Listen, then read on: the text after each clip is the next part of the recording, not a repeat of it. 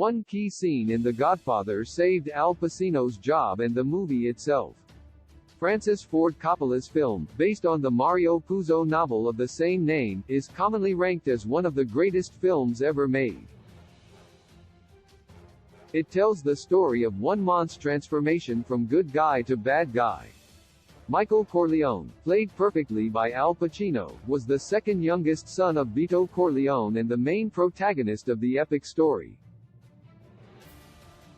Pacino's performance, along with Coppola's direction, are two key elements that made The Godfather the iconic movie it has become. However, both may not have happened were it not for one particular scene.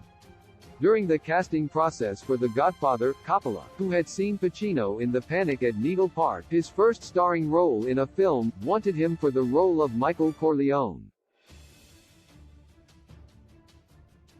Paramount Pictures however wanted a big-name actor.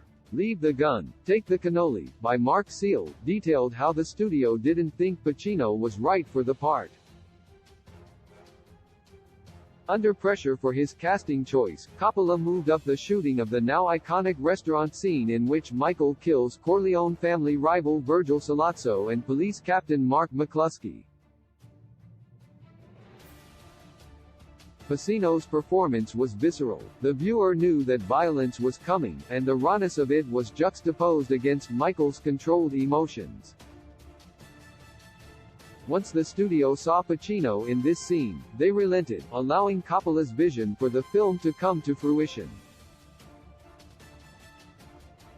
The Godfather's restaurant scene saved Coppola too. The Godfather's director, Francis Ford Coppola, was also under constant threat of being axed by the studio. They objected to his casting choices and his selection of Gordon Willis as cinematographer. Coppola battled with Paramount over the film's length, with Coppola's 175 minutes being far in excess of the 120 minutes dictated by the studio. Coppola wanted the film to be darker, slower, and more intentional, while Paramount wanted it brighter with sex, drugs, and violence, a low-budget crime drama. Both parties were stressed, and Paramount went so far as to have stand-in directors on set at the ready in case they fired Coppola. However, the scene that saved Pacino's job also saved Coppola's. The studio realized that Coppola was onto something after the restaurant scene, subsequently giving him more freedom to implement his vision. Why The Godfather's restaurant scene is so good. The restaurant scene in The Godfather is studied to this day. While Michael was seated at the table with Sollozzo and Captain McCluskey, short takes were alternated with long takes in a rhythm of apprehension, with the editing building the tension to a fever pitch. Michael's frenzied search for the gun in the restroom and his return to the table crescendoed to the moment when he got to his feet and fired. The absence of music for the better part of the scene accentuated the sound of the passing train, which in turn served to highlight the turmoil in Michael Corleone's mind as he was about to cross the threshold into murderer.